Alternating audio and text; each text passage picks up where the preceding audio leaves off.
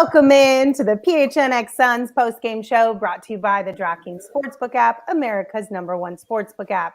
Don't forget to hit that like button, subscribe wherever you get your podcasts, and leave us a 5-star review. I'm Lindsay Smith here with Espo and Gerald Bourget. And guys, we are celebrating tonight. The Phoenix Suns defeat the Memphis Grizzlies 125-108. Look at us. Look at us. Who would have thought? Not me. Go watch the pregame show again. I don't think any of us thought this. We all had Memphis winning, and it was a little morose, but hell of a job by the bench tonight, or the starters who were the bench, whatever the case may be. They all stepped up fantastically tonight. Not a big game for Mikal or DA, but the rest of the guys carried it, and you love to see it. The heart, the hustle, the edge, they had it all tonight. That was the most impressive win of the season for me from the Suns. 8 Suns finished in double figures, which, considering how many guys they had out, is a really impressive feat. And this needs to be the standard, the baseline for where their effort, their execution, and their all-around grit is for the rest of the season, especially as guys continue to miss time. Like, this is what it has to be. It's a really hard standard to live up to. But if they want to stay competitive with all the guys they have out, this is kind of the effort that we're going to need to see. And it was really nice to see the Suns that we all know and recognize from the last 2 years again. I'm just gonna say it. If Devin hadn't played those 2 minutes in Denver, or 4 minutes, whatever it was, they would have won. I mean, they showed it tonight. So. Yeah. I mean, maybe. I don't know, but let's dive into this game by first looking at what's in the box. Espo, what's in the box? What's in the box? It's 125-108. Suns beat the Grizzlies. And the story of the night really here was came down to 3 things. Most importantly, the 3-point shooting. Suns went 17 of 31, and the Grizzlies went 8 of 30. Math is mathin', and that's how you win. Their field goal percentage also in the Suns' favor as they shoot exactly 50% tonight, and the Grizzlies are at 36 and 91 from the field. Impressive that the Grizzlies got off 5 more shots than the Suns, and they still won handily. And the bench outscored the Grizzlies bench 60-41, and right there, I think that encapsulates everything that led to this victory. Outside of rebounds played a part as well, as the Suns had the edge there too.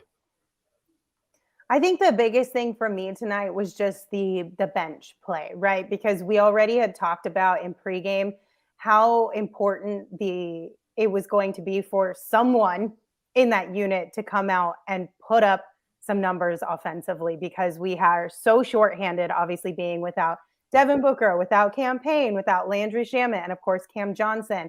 Then you move Jock Landale into the starting unit. Like, where are we going to find any sort of offense from the bench? Well, we got super blessed tonight with an amazing game from Duane Washington Jr. It was so much fun to watch him. My favorite part about these last 2 games is that somebody who you didn't really expect to show up in as big of a way as they did showed up and were a big reason why on Sunday the game was close, and tonight why they won this game. Yeah, that's been huge to see, and we've been saying this about this team. Like, a lot of guys are going to get opportunities to show us what they can and can't do. We know that Washington can put the ball in the hole, but when he has performances like this, not just a career high in scoring, but a career high in assists as well, he came in and was a lightning rod for the bench, and that's exactly the type of thing that you want to be able to see, especially if Payne kind of fizzles in the playoffs like he did last year. You want to have a reliable alternative. And Washington has shown us, like, okay, the defense isn't great, but the guy can put the ball in the hole. And in the playoffs, you need individual shot creation. You need a guy who can look for his own shot and hit it. So I was really impressed with that. And you can't say enough about kind of everybody that came in, like Jock Landale and that dual big lineup, Josh Okogie hitting the offensive glass, Torrey Craig setting the tone defensively. I mean, this was just a really, really impressive win from top to bottom on this roster.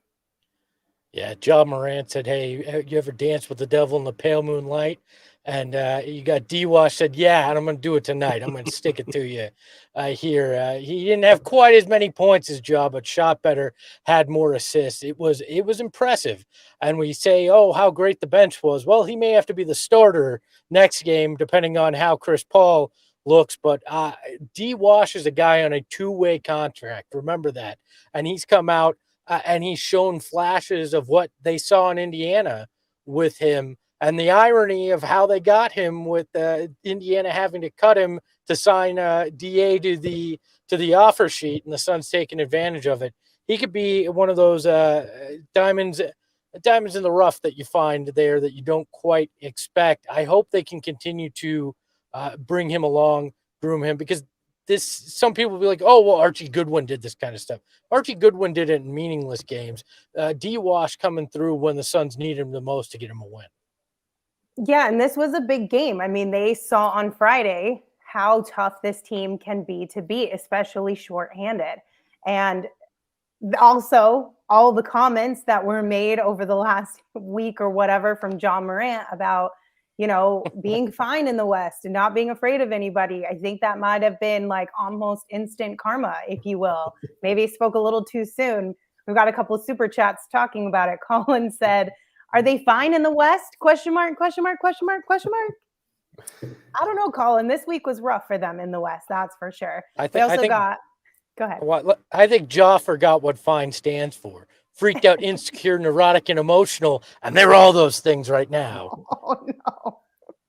Where did you come up with that? That's a movie line. I don't remember. Oh, I was like, is that a thing? It's from The Italian Job. That's it. That's what it is, yes. Of course, Gerald knew that one.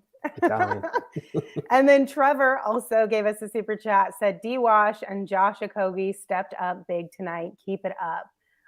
It was just really fun to watch those two guys out there tonight. We were talking about wanting just kind of a decent basketball game, right? Like we didn't really have a whole lot of faith. We'll be honest. We did not anticipate this type of a game from the Suns, but anytime we lose or there's a game that we have to talk about that wasn't fun to watch, that's the number one thing is it's one thing to lose in a good basketball game, kind of like on Sunday. It was still a fun game to watch. Mm-hmm. This was a fun game to watch, and we got the W. And coming so short-handed, again, it's just a very happy surprise on Amelia's birthday too. Shout out to Amelia. Happy birthday, by the way. The Suns get a W. Yeah, and that was kind of why before the game I said one of the two things I really wanted to see was them carry over that effort and that fight and that edge that they had in the Nuggets game to this one, because this was the same team that less than a week ago completely punked them, scored 72 points in the paint, got a ton of second chance points, and just dominated from start to finish. And tonight, the Grizzlies got off to an 8-0 start. And then from there, the Suns just chipped away. They kept playing hard. They kept fighting. And after a game like the Nuggets game where you fight really hard and you just come up short, if that were to happen again and again, it can be really demoralizing and it can make you doubt what you're doing. So to see that validated, that effort, that defensive intensity come through with a win and remind guys like, hey, if we play like this, we can compete no matter who is out on the court as long as we're all wearing Suns jerseys and playing like that. So that was the biggest thing for me is like, yes, they brought the fight, and yes, they were rewarded with the type of result that we've been kind of hoping to see from them for a while now.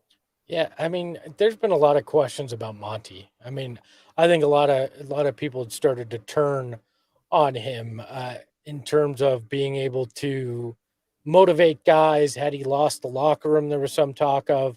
But I think where Monty's the best is taking a group of guys like we saw out there tonight and making them believe in themselves, making sure that they're ready at any moment when their moment comes to go out there and shine.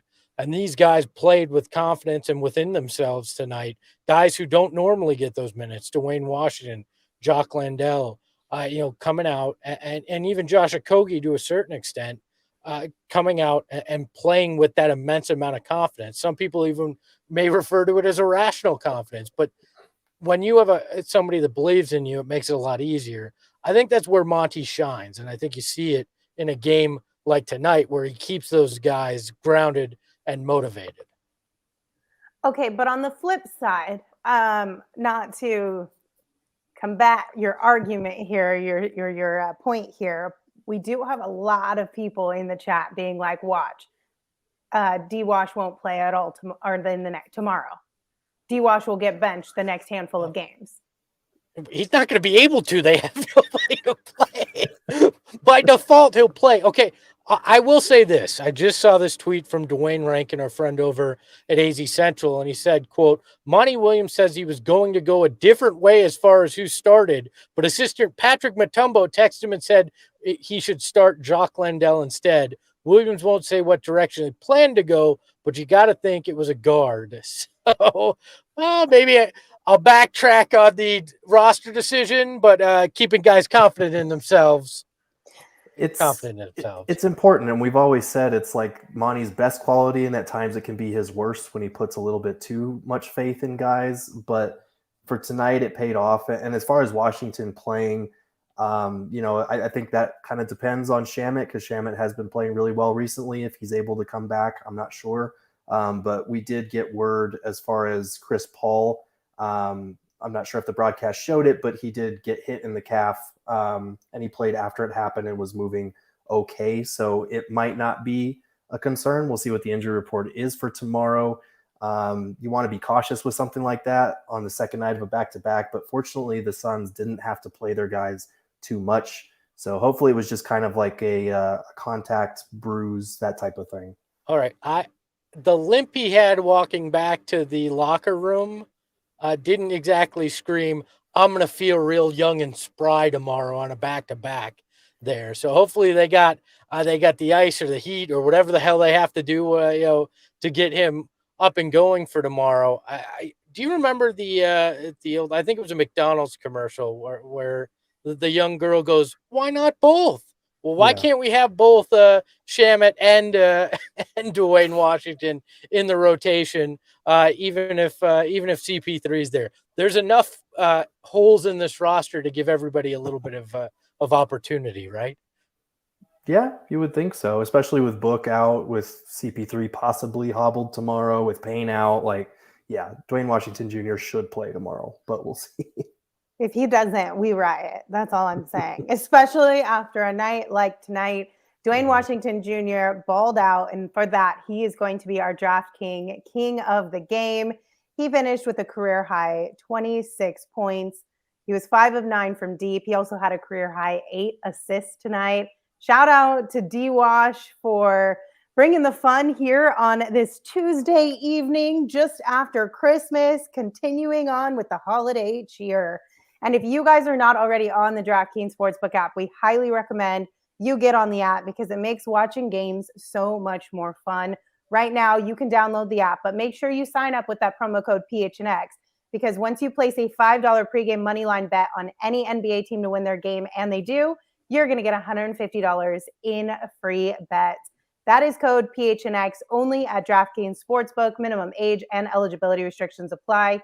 See show notes for details. Unfortunately for Espo and I, our bets did not hit tonight.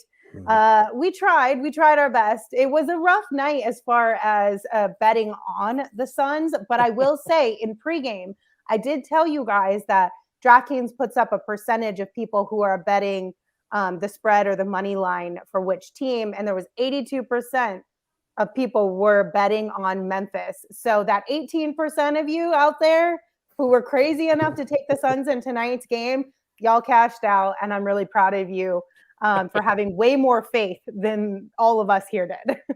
I called you idiots. Well, I'm the idiot. So congratulations. Well, you took the plus money and you made some damn cash. I did not. I actually put money down on DA to hit that 3, and I should have put it all on Jock Landale to hit that freaking 3 tonight, because he did it impressively. By the way, I don't know that you know this, Lindsay, but going into January, we're actually going to start keeping standings on who actually hits on their bet and see who can have the best record by the end of the month.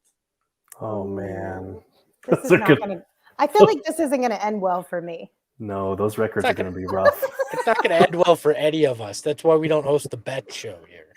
This is facts. This is why we don't host the bet shows. I think, honestly, like it makes me really upset to say this out loud, but I feel like Saul's going to have the best option, because Espo, you and I, we place bets mostly with our hearts and our emotions and like who we want to do well, not really who should do well or who is likely to do well. You know what I'm saying? Maybe I'll change my way of doing it. Maybe we'll do it based on if you put $10 on your bet, how much money you'd win, and see who has the most money at the end of the month. Ooh, I like that one. I like I that don't know. one. But we're going to make this interesting because that's how much I enjoy the DraftKings Sportsbook app. And I think we need to put a little skin in the game on the show as well. So. Mike B said, I'll help y'all out. I'll kill it. LOL. Well, just DM me, Mike. Don't help them. Help me. The most Lindsay. I called dibs on Mike B. Also, I want to remind you guys that our inaugural PHNX Tea Party presented by Four Peaks at Dobson Ranch Golf Course is just around the corner, and we want you to come hang out with us and have some fun. We're renting out the entire driving range. Come hang out with Big Drive Energy and all of us and fellow diehards for a night of golf, food, drinks, contest prizes, Suns basketball, you name it, so much more, because we're going to be hosting a watch party as well as the Suns take on the Timberwolves. That's Friday the 13th at 5:30 p.m. And Four Peaks will obviously be out there. They are presenting partners for this event. It's going to be a blast. And if you guys want to come hang out with us, it's $45 per person. Or if you are a diehard, it's $36 per person.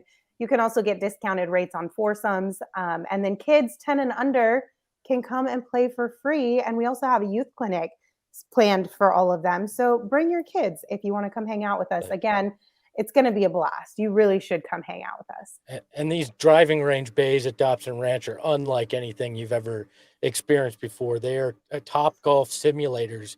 So not only are you practicing your swing, you can play golf at like a Torrey Pines or one of the major courses, and it tracks your ball. It's a lot of fun. We went out there for an all-employee meeting a couple weeks ago, and I can't recommend it enough. I can't wait to get out there January 13th with each and every one of you and look like an idiot swinging a golf club.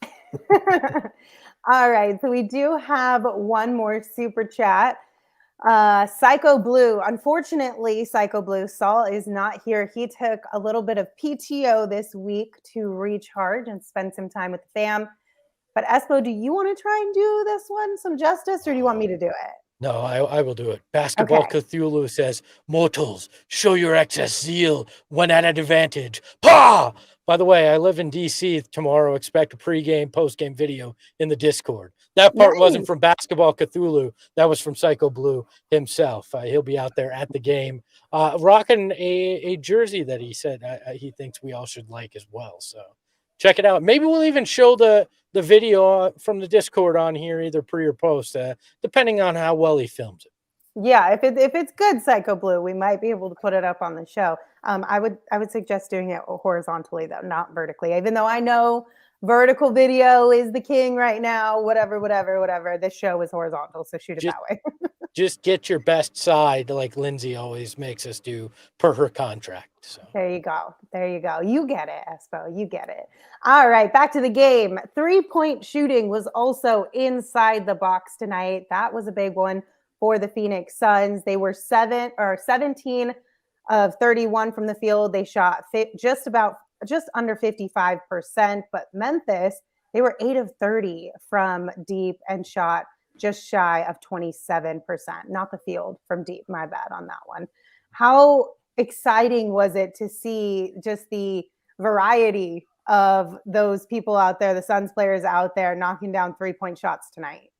Yeah, I think it was as much as it was exciting to see him hit almost 55% of them. It was who hit him. Jock Landell, who was sitting 16% on the year, went 2 of 2. He was hit 100% of the threes he took tonight. Torrey Craig went 2 of 4. Chris Paul, an impressive 4 of 5. Damian Lee, a rough night for him from 3. He went 2 for 4, 50%. And then Duane Washington Jr. went 5 of 9 from deep for that 56% like we talked about. I liked who hit him tonight, not just that they hit him. And then like we always say, the math is the math, right? And the Suns win because the math wins. So. Right, and that's been a really welcome sight this season is the Suns upping their 3-point attempts while still staying, I think, in the top 10 in 3-point efficiency. That's really huge for this team, and it was a glaring weakness in their first matchup earlier this week. Suns shot 9 for 35 in that matchup, which is just about 26%. So this was much better, and it was kind of always going to be a battle of contrasting styles. the Grizzlies being the number 1 team in the league in points in the paint versus the Suns being a predominantly really good 3-point shooting team. First time around, the points in the paint, they dominated. This time around, it was much more even, and the Suns were able to win that 3-point battle. So that was really good to see, and it was especially good because the ball was humming. Like, the ball movement on some of the threes that they were generating was really impressive, and that's hard to do when you don't have Devin Booker in there or Payne, who are 2 of your 3 primary creators on offense. So just can't say enough about how encouraging this kind of performance is without Devin Booker, without Landry Shamet, without Cam Johnson, who are 3 of their better 3-point shooters. I think the biggest surprise for me was Chris Paul, to be completely honest with you, because that has been a struggle we've talked about all season. Even on Sunday, we had this conversation. It was more around his free throws, but just shooting in general, that it just hasn't been a great year for Chris Paul. Gerald, I know you said earlier there was like an update around Chris Paul and the injury. Was the update that there was no update as of right now? The update was that he hit his calf and that he was able to play after that. So we don't have an official update. Apparently, Monty answered a question about it and didn't seem too concerned as far as his status for tomorrow. We'll see. Like Espo mentioned, he's 37 now, so we'll see how the body's feeling the next day.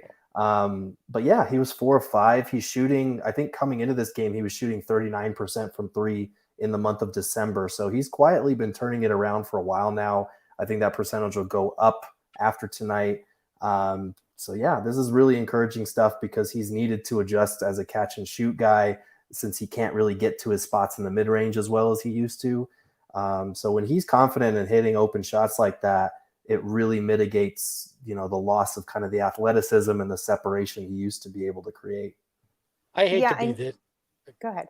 I was just gonna say, I hate to be this guy, but the last time Monty told us not to worry about Chris Paul, we got an update again about him, an official one 4 weeks later, I believe. So, I'm not going to buy anything at face value when I get a post game. Yeah, we think he'll be all right kind of comment. We'll find out tomorrow for sure. That's fair. I think it's fair to be a little cautious when it comes to Chris Paul and injuries at this point.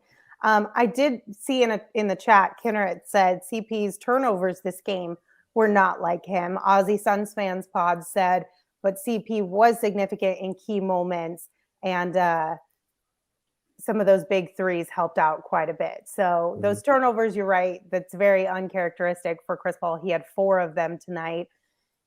Are you guys on any sort of, have you changed your minds, or do you have any additional feelings? Because we're seeing this again in the chat, wanting Chris Paul to play less. I'm not going to go as far as to say benching Chris Paul, obviously, or bringing him off the bench, anything of that sort. But do you feel any type of way about Chris Paul slowing this team down? Jared, go ahead. I'm sorry. How the hell are we going to play Chris Paul less when we have 0 fucking players that can play right now? In theory, I think in theory this would be when we're healthy. Yeah, when we're healthy. Talk to me in March when we're healthy again. Okay. And do we have selective amnesia?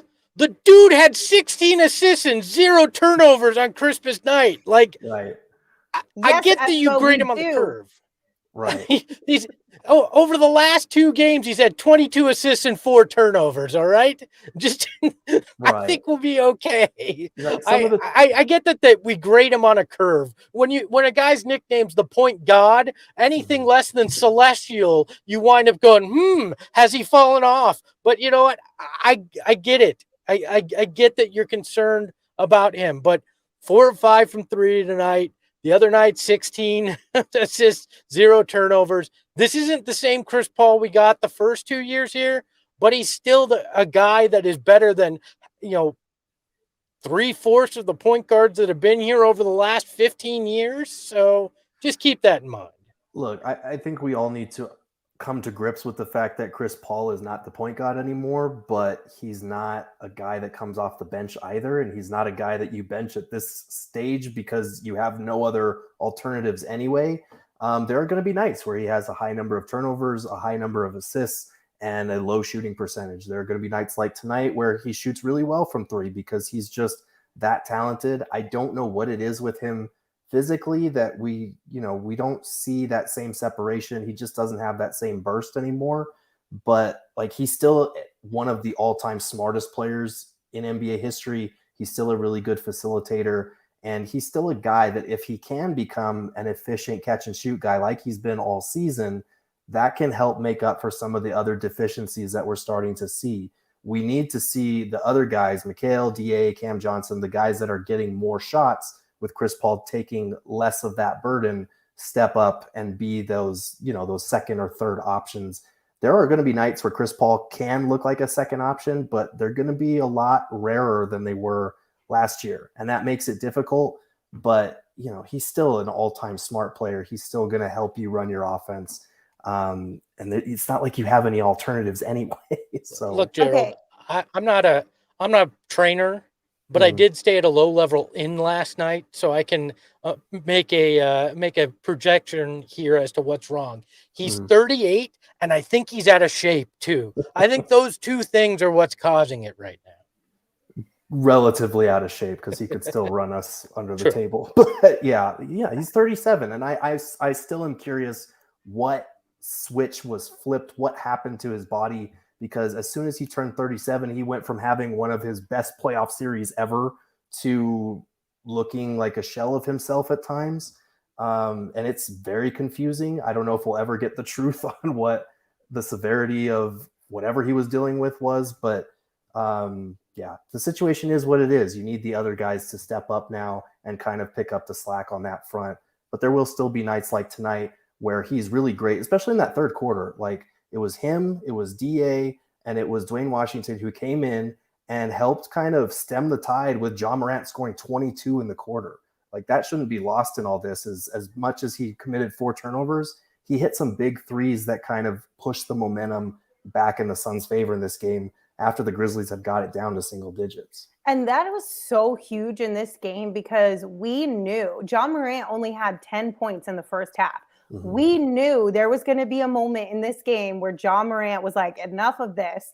I'm going to go off. I'm going to will this team to a win. And he tried. He tried really hard in that third quarter. Like you said, 22 points in that third quarter. Had it not been for like Chris Paul, DWash, DA helping to offset what Ja Morant was doing in that third quarter, we very well could be talking about a completely different game, because they got what was it? Was it a 13-point or 16-point lead down to single digits? It was 19 down to 19. Single digits. Yeah. There you go. That could have been a disaster for the Suns had we not had those guys there to keep the momentum in the Suns' favor, to keep everything on the court calm and collected and the energy high. So we have to give them some credit where credit is due. I will ask the question, though, if we had what in Suns fans' minds is a better backup point guard, would we feel the same way about Chris Paul? You mean like Tyrese Halliburton, or?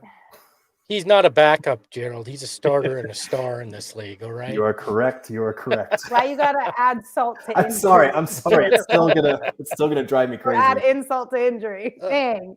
I mean, look, nobody has a point guard that's going to be significantly better than even a downgraded Chris Paul as their backup right now. Like, unless you make some trade for some guy that's an undeniable starter at the point guard position and going to be your future, you would never even consider benching Chris Paul. I'm sorry, you just wouldn't. Maybe cutting down his minutes somewhat, but even that, I mean, the guy has earned the ability to go out there and to continue to play.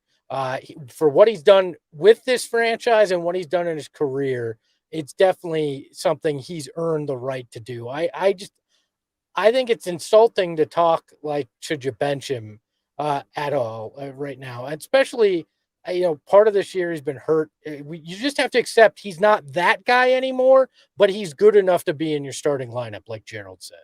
Yeah, absolutely. Like the first 5 or 6 games of the season when everybody was healthy and you had your preferred starting lineup with Cam Johnson in there, that 5-man unit had a net rating of like plus 28 or something ridiculous like that. So we know that 5-man starting unit can perform if they're fully healthy. They need to get there, obviously, but now we're starting to see some of the bench guys who have had to step up and go outside their comfort zone a little bit. And hopefully that will give them confidence when they return to these bench roles, which is where they're going to need to be for the playoffs. Payne, we've kind of seen him really thrive as a starter, and then it kind of fizzled out. And then once he came back to the bench, he was struggling a little bit before he got hurt. You really want to see a guy like that be able to step up and prove that he can do it in the bench role as well moving forward. But yeah, there's just no better alternative to Chris Paul on this roster right now. Like, I love Duane Washington Jr.'s offense, but the defense is still a liability. And with Payne, there's some sporadic decision-making there. There's a little bit of inconsistency. Chris Paul is the starter for a reason. You know, what would help with all of this anxiety and concern and despair around our point guard situation? Oh, I've got a couple guesses, but I think OGs. OGs, that's right, Espo. Our friends over at OGs are here for you, no matter what your needs are. Do you have anxiety around the Suns and the point guard situation? OGs got your back. Do you have a hard time sleeping at night because you're staying up thinking about the Suns point guard situation? Yes. OGs has got your back. Are you out hanging out with your friends and you just want to have a good time, but you can't stop thinking about the Suns point guard situation? No, I don't have any friends. What are friends? Well, even if you did, OGs has your back. And they also have fantastic flavors, you guys. OGs has something for everyone. Like I said, all those different things, OGs has you covered. They also have microdose edibles. So if you're just kind of wanting to tiptoe into the edible world, or you just don't want to go too hard for whatever reason, there's I think it's 3 milligrams. Is that what it is? Yes. Can I tell a story about this? Why going with OGs and understanding that they have the dosing correct is important. Yeah. I just had a buddy of mine on Facebook post today. Yes, I still check Facebook every once in a while. I don't post there, but apparently one of my friends is like 70 in his mind, said, what happens when you take 2 100 milligram edibles instead of 2 10 milligram edibles? And my thing is, I don't know, but if you had OGs, you wouldn't have that issue. Wait, he took 100 milligram edible? 200. Oh, 200? He took 2 of them. Was that our good friend, Mr. Dunlap? That was. Yeah. I don't know what that means. Our good friend, our Hoops Habit alum, Michael Dunlap. Shout out. Oh, I see. I thought this was a joke again that I missed. Nope. Just a buddy of ours. Bro, I would be that person who goes to like urgent care being like, I'm dying. And they're like, you're just high. Calm down. Look. Well, anyway, like Espo said, OGs has you covered. The dosing, spot on. The flavor, spot on. The product, spot on. You guys can find them at ogsbrands.com or at your local dispensary, but you must be 21 years or older to enjoy, and we ask that you enjoy them responsibly. Like, read the dosage before you just indulge. You know what I'm saying? Yeah, that's recommended. I'm calling an audible. Can I surprise you guys with something? Sure. Yes. I'm making Lindsay uncomfortable. Maybe you should take one of those OGs. Did we have another ad read? Yeah. We need to get to. Go to the ad read, and then I'll bring you the special surprise. Okay, because I was going to say, but if you partake in OGs, I know for myself, I get a little hungry, and I just want something really good and really solid. Well, I got a recommendation for you guys. Burrito Express. Burrito Express is bomb. Our friends over there are always taking care of us. They brought us food the other day, and it's always one of my favorite days in the office when Burrito Express stops by with a delivery, because who doesn't love burritos? I mean, honestly, they have really great salsa as well, a wide variety of different burritos you guys can choose from. They have multiple Valley locations, but the one in Tempe is one of my favorites because it's pretty close to where I live. And right now, if you buy a $25 Burrito Express gift card, you're going to get a free burrito. So it's perfect. Maybe you missed out on one of the Christmas celebrations, or you've got one that you have to make up and you didn't get a gift. Well, there you go. Go buy a $25 Burrito Express gift card and you can get a burrito for the road to go as well. So head on over to your nearby Burrito Express location today. All right, what's your surprise, Espo? Well, it's not Michaela stealing all of our burritos and putting them in a box in her office. That's for another day. Literally stole all our burritos, you guys. That's for another day. But I do have a surprise. We've got a PHNX Factor tonight. It's the one, the only Josh Okogie is our X Factor tonight. Some people were mad that we did not give him King of the Game, but we had something special saved just for him. The heart, the hustle that he brought tonight. That's why he's our X factor. You know, Josh Okogie is so much fun. Like, I know we joked about it in the pregame show when I told you guys, I was like, Josh Okogie, knockdown three-point shooter, whatever. He didn't have a three-point bucket tonight. But Josh Okogie, he got to the line 8 times. He added 12 points into this game. He was 3 of 6 from the field. 6 rebounds. Like, you want to talk about who brings the energy every time they step on the floor? It's Josh Okogie. And I need that to rub off on everyone else on this entire team. Yeah, and it's really cool because he comes in and he's not the best shooter. He's been shooting the ball well recently, but he's not the best shooter, but he just has this downhill mentality. He might be the best player on the roster in terms of being able to draw contact when he drives to the rim. He's got that change of pace kind of Euro step that he likes to use, and he's strong enough to shoulder contact, but he's hitting the offensive glass. He's getting downhill, seeking out contact, playing physically, and he's one of the most athletic guys on the roster too. So once or twice a night, he'll just have this insane defensive play or offensive putback or something that just makes you go, oh shit, this dude has bunnies, or he's got speed, or he's stronger than hell.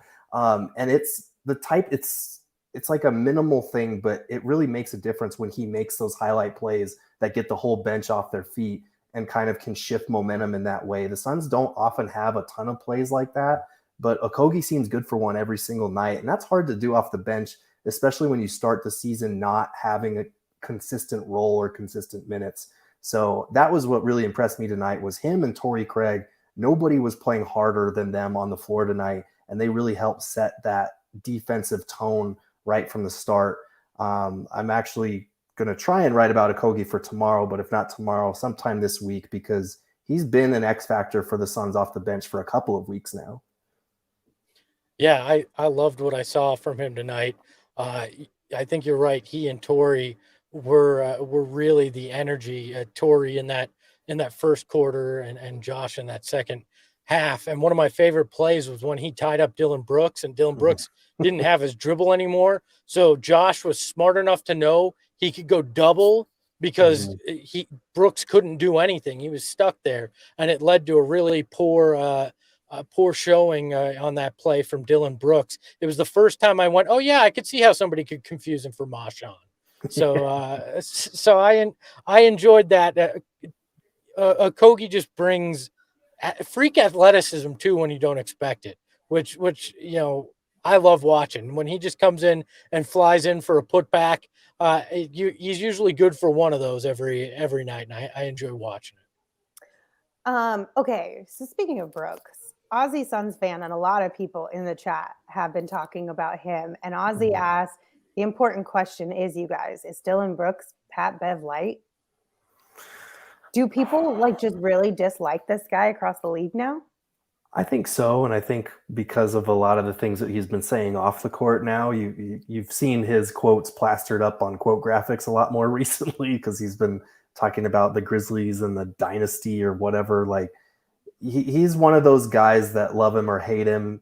He is going to say what's on his mind. He's going to always talk a lot of smack. He's going to play physically and aggressively to the point that some people are going to think he's downright dirty. He's just one of those guys, and he's one of the guys that I wanted the Suns to draft back when he was available in that draft. But there are nights where he will definitely shoot his team right out of it. I think tonight was kind of one of those nights. So yeah, I can see the Pat Beverly light comparison there. Look, I love it. Give me Dillon Brooks pulling the shit he pulls. Give me Ja Morant talking crap that he can't back up. This means what? Guess what? Memphis is going to be more hated than the Suns. The Suns may wind up being a feel-good story this season because you got guys like them shooting off your mouth, and the Suns trying to fight their way to stay up in the standings without half their guys. I love it. Keep talking your crap. Be fine in the West, and take your lumps too along the way. Do you really think that will happen, though? I think it's starting to shift. I agree. I think the Grizzlies are becoming the most hated team because, like the Suns, they are a young team that's come kind of out of nowhere and are on the rise, and they don't care about the people that are in their way, and they're just going to say whatever they want without regard for how it's accepted or not accepted by everyone listening. So I think they're kind of the smash mouth, trash talking team that the Suns were a couple of years ago now. And people don't like that. Okay, but are we talking like players disliking the Grizzlies and like their players like wanting to beat them, or are we talking fan base beef? Both. I think both. I think mostly fan base at this point, but Okay. like if you remember, I don't think a lot of teams had a huge problem with the Suns, like their players, until they kept winning and kept talking. Yeah. And that's what it'll take for the Grizzlies to get to that point too, I think. They're Walmart Phoenix from 2 years ago. Oh, Worst boy. city, worst roster, Oh God. worst name. It's going at the city of Memphis now as well. I'm kidding. I love the city of Memphis, but look, don't clip this and don't put it on the internet. I don't need that heat. That's all I'm saying. We don't need another I love you, crazy Memphis. shenanigans. I love Ja talking. I love Dylan Brooks. I love Memphis. All right. The barbecue is spectacular. The pyramid that used to be your arena and now is a fishing store, a Bass Pro Shop is amazing. I love Memphis. All right. Memphis is solid. We got another super chat from Vertigo. Said, "What's your thoughts on Memphis getting B-slapped tonight, Lindsay?"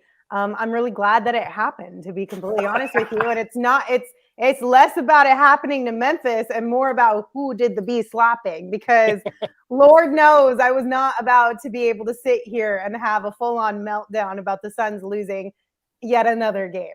And especially to Memphis, you know what I mean? Because Memphis is a very likable, well, prior to all of the trash talking of this season, they've been a very likable franchise. They've been easy to root for.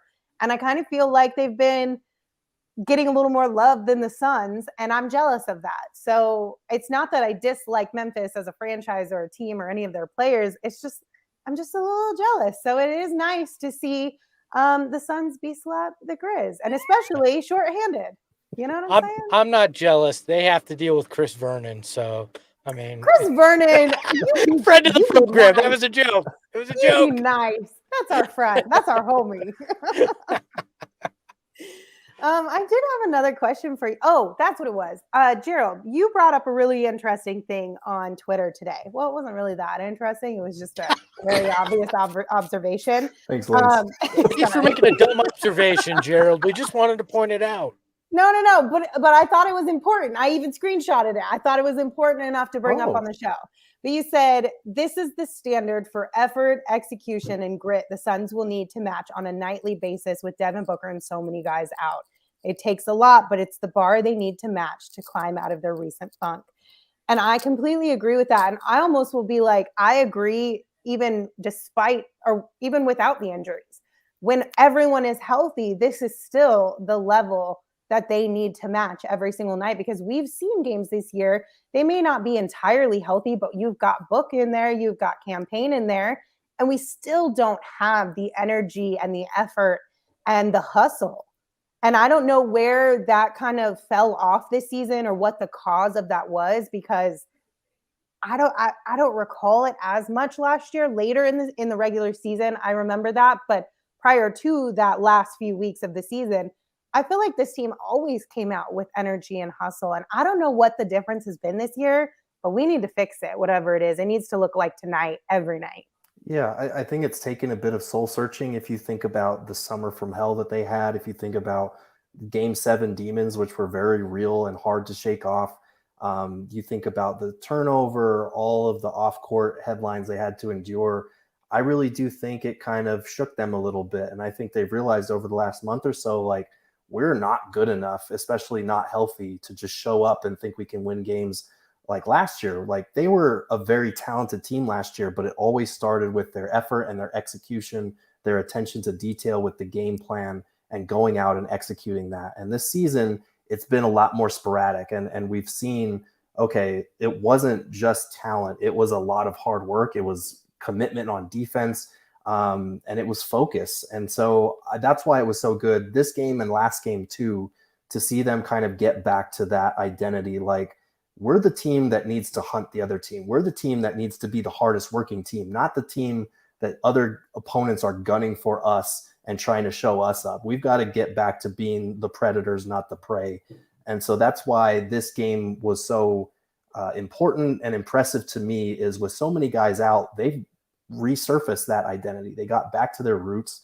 And they showed that they can do this. Like, it's really hard to play this way on a night-to-night basis. And this is something Monty said multiple times last year. It's hard to put that much energy and effort and focus on a night-to-night basis in this league. But when they do that, it doesn't matter who's on the court. They can compete with anybody. And that's what they're going to need, especially with Devin Booker possibly out for a couple weeks now. Yeah, they went from lunch pail attitude to caviar attitude there for a little while. And I think these injuries and some of these losses have woken them up a bit and should. They need to be that hard-nosed team. They need to be that team that doesn't forget where they came from. And I know there's a lot of new faces, but, I mean, Devin should be reminding them every step of the way, this is where this team was, and we never want to go back there. And you don't go back there when you work hard like this. This is what we need to see. And I think it'll come down to that. When they're healthy, it's going to be and whatever deal they make, because it feels like a deal is imminent, even though we felt like that since last summer. But whatever happens, I hope this is the attitude, the effort that shines through the rest of the way, because Lindsay, you're right. This is what they need. So. Yeah. And then Albert in the chat said, nah, we just need something to spark us, like not making the bubble playoffs, Lakers finals. I get that. Like, this team does seem to thrive when something does provide a spark for them. But because we've never won anything before, we've never achieved what we set out to achieve since this franchise became a thing here in Phoenix. That should be spark enough. Right. Like, I understand having off days every once in a while. Like, it's a long season. They are working their butts off. The travel is insane. Like, been there, done that. I totally understand that. But it's one thing to have an off game every couple of weeks or twice a month. It's another thing to make it seem like it's becoming a part of who you are, where these games where the energy is high and the hustle is high, those are becoming the one-off games. Like, I just don't want to fall into that bad habit, even though this team is good and they can, when they're fully healthy, especially when they have Devin, they can dig themselves out of it. It's still a bad habit that you need to break immediately. Right. And that goes back to the mentality that Monty was talking about. We need to hit first. We need to hunt, not be the hunted. Like, it can't be reactionary. It has to be, the spark has to be internal, because we saw even just recently, they had an opportunity to respond to adversity or to find motivation from an external factor when they played the Celtics, the number one team in the East, and got shellacked. They had an opportunity to do that going to Dallas when, all throughout the playoffs, they got walloped there, and this was their first time back there. And then it happened again. Like, this is a team, I think, that had to do a little bit of soul searching and realize we have to put it upon ourselves to find that motivation from the start. We can't be looking for someone to talk trash about us or to hit us first and then respond to it. Like, we've got to get back to our roots and be the team that strikes first. Yeah, Gerald, you're a movie guy. And to me, Rocky IV, I think, is the one where he's living in the mansion, has the robot, is like living high on all his success. And he has to take a step down before he remembers who he is. You had the talking robot at the beginning of this year. The Suns jumped the shark a little bit in terms of their attitude, but I think they're remembering that they were the underdog, and right now they're that again. So, was that 3 or 4? I think it was 4. Because I know 4 was 3, Russia. Isn't 3 where Apollo Creed dies? No, that's 4. Is that 4? Okay. Yeah. Whatever. Point being, it's the one with the damn talking robot, and and they all live in the mansion together. That's the one I'm talking about. So. What are we talking about again? Rocky. Oh, right. My bad. I'm just kidding. Giving you guys a little bit of grief.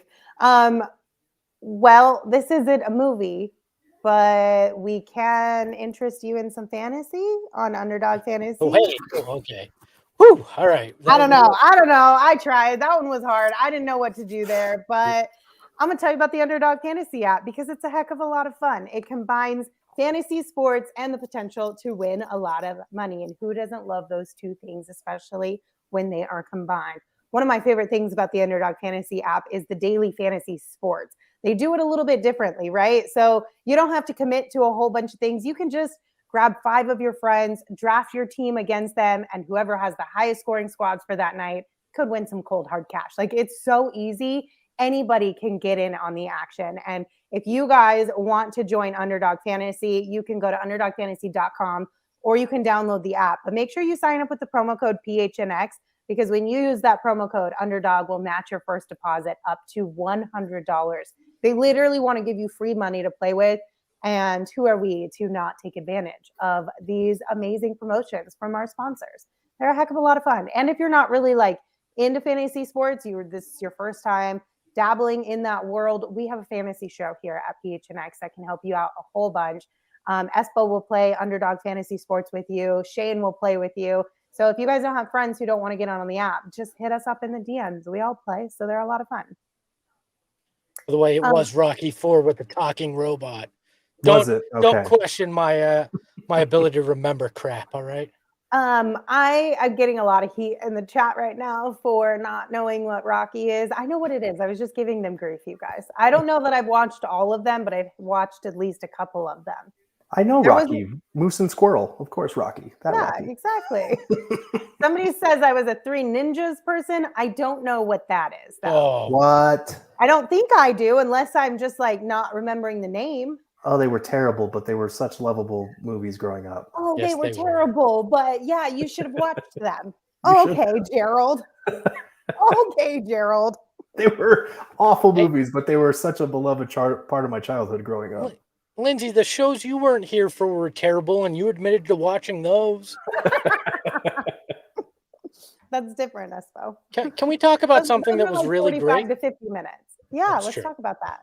I wanted to bring this up. I haven't had a chance to since it happened, but Matt and Justin Ishbia, the future owners of the Phoenix Suns, once they're approved by the league, did a very, very nice thing the other day. Bright Side of the Sun, and one of our friends' sites, Dave King, does a bright side night with the Suns, where they let underprivileged children go to games. They take donations and they get the tickets to these kids. Matt and Justin Ishbia donated $100,000 to that cause the other night because they wanted to be part of the community and doing something nice. And I talked with Justin Ishbia, and he said, quote, "We're excited to formally close the partnership as soon as we can and get started. We want to make a really positive impact on the community and win a lot of games too. We could not be more excited," end quote. So they're excited to be part of this community. And I thought that was a very, very cool way to show a commitment to fans out of the box. I know some people say, oh, it's PR. Well, guess what? The disgraced future former owner didn't even understand that from word one. So these guys, at the very least, understand, take care of your fans, they'll take care of you. So.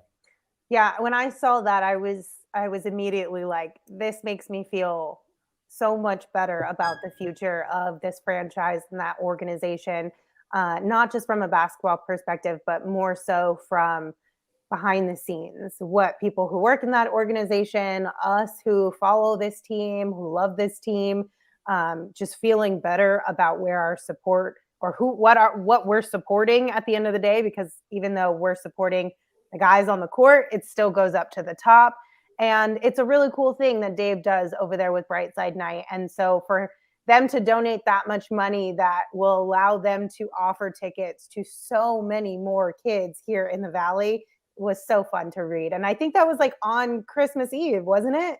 Yeah. Which made it a little bit, it was like, that's real cute. I like that. And I heard that they went well out of their way to try to get in touch with Dave to make it happen too. So this wasn't a half-assed, we're just gonna write a check. I mean, they actually put in the effort to get in touch with Dave and take care of it. So it's really cool to hear.